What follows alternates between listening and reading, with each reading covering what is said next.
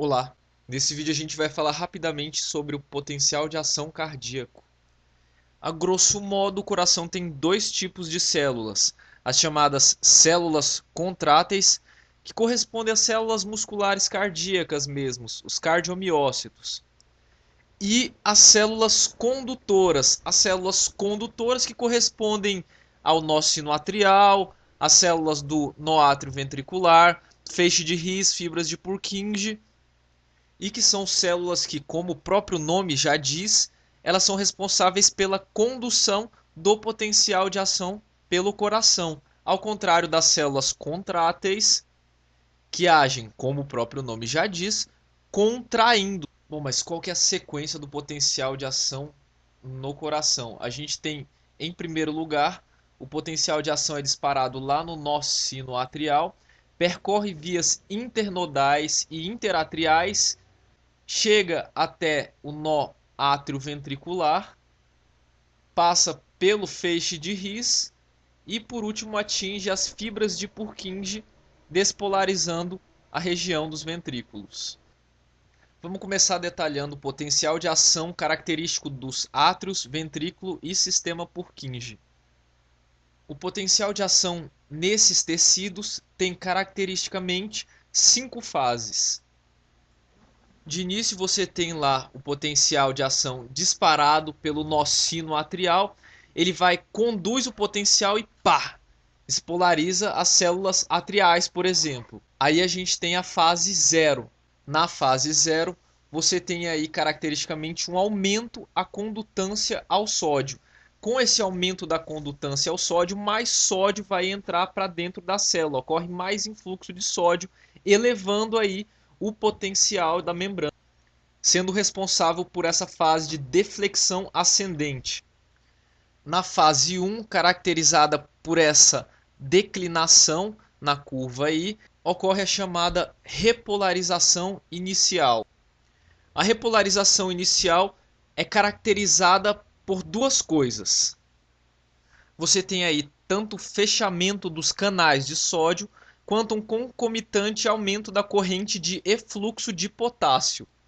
Aqui é importante lembrar que esses canais de sódio são canais de sódio dependentes de voltagem. Então, se você tem um aumento no potencial, basta lembrar do gráficozinho da porcentagem de canais de sódio disponíveis em função do potencial. Se você tem um aumento do potencial de membrana, por exemplo, para essa região aqui, você tem uma redução dos canais de sódio disponíveis. Ou seja, ocorre fechamento de muitos canais de sódio, contribuindo para que ocorra essa repolarização inicial. Em seguida, a gente tem a fase 2 do potencial de ação, que é o chamado platô, caracterizada por um potencial de ação em equilíbrio. O que tem de diferente nessa fase 2? Nessa fase 2, você tem a abertura de canais de cálcio do tipo L. Com esse influxo de cálcio, vai ocorrer um contrabalanceamento com o efluxo de potássio, que já vinha ocorrendo desde a fase 1. Consequentemente, você tem um equilíbrio entre esses dois fluxos aí, tanto do fluxo de cálcio quanto do efluxo de potássio, e consequentemente você tem o platô. Em seguida, você tem finalmente a fase de repolarização definitiva, o que permite com que ocorra essa repolarização no potencial de ação. Dois fatores. Primeiro, você tem aquela elevada condutância ao potássio que continua agindo aí, e uma redução na condutância ao cálcio.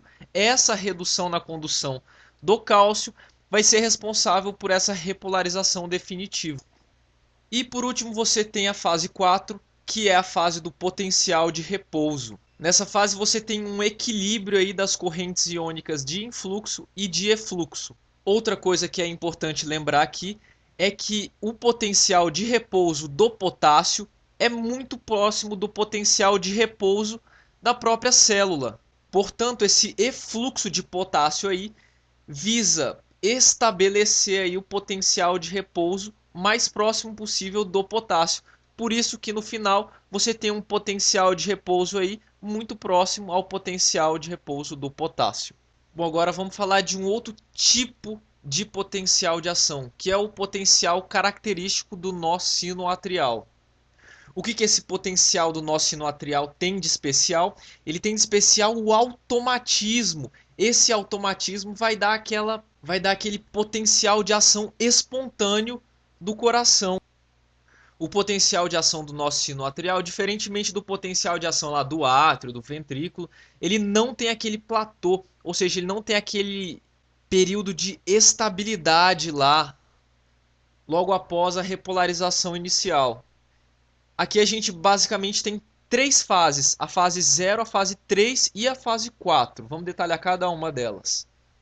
A fase 0, assim como no potencial de ação lá dos átrios, dos ventrículos, é caracterizada por uma deflexão ascendente, só que aqui tem uma diferença muito importante.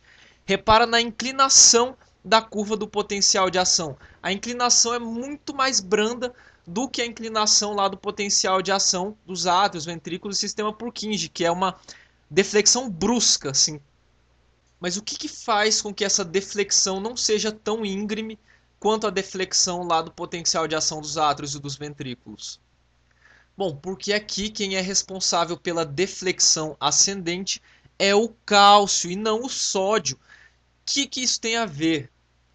Lembra que o sódio ele tem um alto gradiente de concentração. Você tem muito mais sódio do lado de fora do que em relação ao lado de dentro da célula, fazendo um grande gradiente eletroquímico. Ao contrário do cálcio, o cálcio tem uma diferença de gradiente eletroquímico baixinha, por isso que a deflexão é muito menos íngreme. Além do mais, aqui é importante destacar que o canal de cálcio responsável por essa deflexão ascendente é o canal de cálcio do tipo T, T de transitório. Lembrando que o canal de cálcio responsável pelo platô, lá no potencial de ação do átrio, ventrículo e sistema Purkinje, é o canal de cálcio tipo L. E é aquele canal de cálcio do tipo L que é bloqueado pelos bloqueadores de cálcio lá, como por exemplo o verapamil. Esse aumento aí no potencial de ação distancia muito do potencial de repouso do potássio. Consequentemente, você aumenta a condução ao potássio e tem aquele efluxo de potássio, que é responsável por essa repolarização e abaixamento do potencial de ação. E por último, a fase mais importante de todas aqui no potencial de ação do nó sinoatrial é a fase 4, a chamada fase de despolarização espontânea, e é a grande responsável pela regulação da frequência cardíaca, essa velocidade de despolarização espontânea que vai determinar o ritmo do coração. O grande responsável por esse potencial automático aí, ou seja, essa despolarização espontânea, é uma corrente de sódio, mas é uma corrente de sódio, ou seja, um influxo de sódio diferente daquele influxo de sódio lá do potencial de ação dos átrios, ventrículos e sistema Purkinje. Aqui, esse influxo de sódio é devido à abertura de canais de sódio do tipo F, o chamado canal de sódio fanfarrão, ou melhor, canal de sódio do tipo FANE. É esse influxo de sódio aí dos canais do tipo F que vai ser responsável pela despolarização gradativa aí na fase 4, até que se atinja o limiar para ativar o potencial de ação e a deflexão ascendente. É isso aí, galera. Obrigado por ter assistido. A bibliografia usada para fazer este vídeo está na descrição aí. Para receber atualizações, curta lá a nossa página no Facebook, facebook.com/resmediaulas. É isso aí. Valeu, falou, tchau.